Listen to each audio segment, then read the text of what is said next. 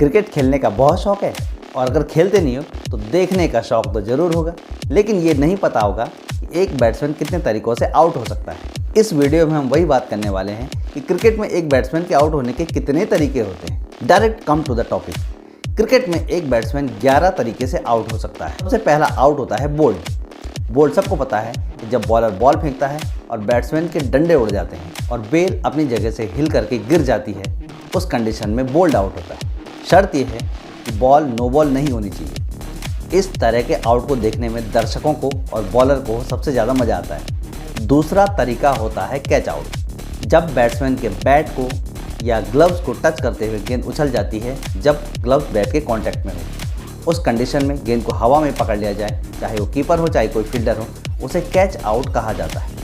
Cricket में out होने का ये सबसे कॉमन तरीका होता है और कुछ यादगार कैचेस ऐसे होते हैं जो हमारे जहन में छप जाते हैं। जैसे 1983 वर्ल्ड कप में कपिल देव का लिया हुआ कैच हो, चाहे 2007 वर्ल्ड कप में लिया गया श्रीसंत का कैच, और अभी ताज़ा 2024 T20 वर्ल्ड कप में सूर्य कुमार यादव का लिया हुआ कैच। ये हमारे जहन में बसे हुए हैं और हमारी स्मृतियों का बहुत बड़ा हिस्सा है। आउट होने का तीसरा तरीका होता है लेग बिफोर विकेट यानी LBW। हिंदी में इसे पगबाधा कहते हैं। अगर बॉल विकेट को हिट कर रहा हो और उस लाइन में गेंद पैड पे टकरा जाए तो अंपायर उसे LBW आउट दे देता है। इसमें बहुत लंबा चौड़ा नियम है, लेकिन ये तरीका भी बॉलर को बहुत पसंद है, जिसमें बैट्समैन को आउट दिया जाता है और ये विकेट बॉलर के खाते में ही जुड़ता है। चौथा तरीका होता है रन आउट। जब बैट्समैन रन चुराने की कोशिश करे और क्रीज के बाहर हो और किसी फील्डर या विकेट कीपर के हाथ से गेंद विकेट पे थ्रो करके आउट कर दिया जाए, बेल्स डिसलॉज हो जाए, तो उस कंडीशन में इसे रन आउट कहा जाता है। इसका एक दूसरा रूप है मंकडिंग कहा जाता है जिसे, और अंपायर अनिल चौधरी ने अपने पॉडकास्ट में से भी कहा है कि this is not mankading, it's a proper run out, जब नॉन स्ट्राइकर क्रीज से पहले से बाहर निकल जाए। इस कंडीशन में अगर बॉलर बेल्स को उड़ा देता है तो उस कंडीशन में इसे रन आउट किया जाता है।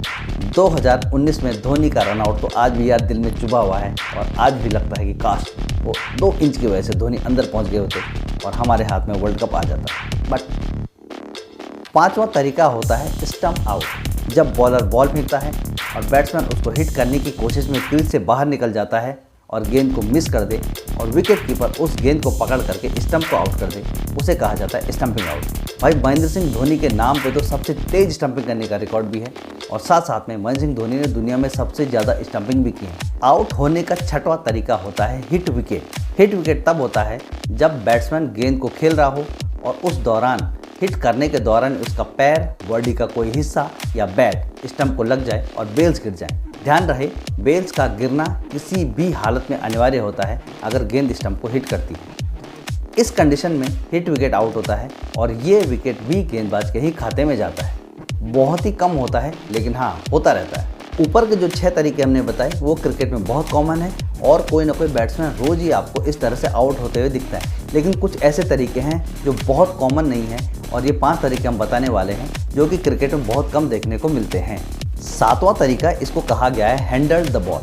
हैंडल द बॉल क्या होता है कि गेंदबाज ने गेंद की, बैट्समैन उसको हिट किया नहीं किया जो भी है, बट गेंद अभी तक डेड नहीं हुई है और बैट्समैन या बैटिंग टीम में रनर उसको अगर गेंद को हाथ से टच कर ले, बैट से टच कर ले या उठा ले, उस कंडीशन में इसको हैंडल द बॉल आउट दिया जाता है। याद रहे, बैट्समैन को गेंद को सिर्फ बल्ले से खेलना होता है, अगर वो उसे हाथ से टच करता है तो उसको आउट दिया जाता है and that is called handle the ball. जो 8वां तरीका है उसे कहा जाता है obstruction of the field. Obstruction of the field का मतलब होता है कि अगर आप किसी तरह से फील्डिंग को या बॉलिंग को बाधा पहुंचाते हैं तो आपको आउट करार दिया जाएगा। फील्ड करते ही फील्डर ने गेंद अगर विकेट की तरफ फेंकी, आप उसको रोकने की कोशिश करते हैं, that is also called obstruction of the field. 9वां तरीका होता है hit the ball twice. Bowler ने गेंद की और बैट्समैन उसको हिट किया, लेकिन उसके बाद दूसरी बार भी उसको हिट कर दिया। जब गेंद को 2 बार हिट कर दिया जाए, अगर वो डेड नहीं हुई है तो उसको हिट द बॉल ट्वाइस कहा जाता है और इस तरह से बैट्समैन को आउट करार दे दिया जाता है। 10वां तरीका होता है टाइम्ड आउट। आपको मालूम है कि एक बैट्समैन को क्रीज तक पहुंचकर गार्ड लेने के लिए 3 मिनट का वक्त दिया जाता है और अगर नया बैट्समैन क्रीज पर आने में 3 मिनट से ज़्यादा का वक्त ले ले तो उसको आउट करार दे दिया जाता है। और श्रीलंका बांग्लादेश के बीच में एंजेलो मैथ्यूज को इस तरह से वर्ल्ड कप में आउट दिया गया था और भाई ये तो बहुत टेंशन वाली बात हो गई उनके बीच में, एक राइवलरी को जन्म दे दे इस एक अलग सी घटना में। और 11वां तरीका होता है रिटायर्ड आउट। अगर कोई प्लेयर अपने आप को रिटायर्ड आउट करता है तो उसके बाद वो बल्लेबाजी करने नहीं आ सकता है।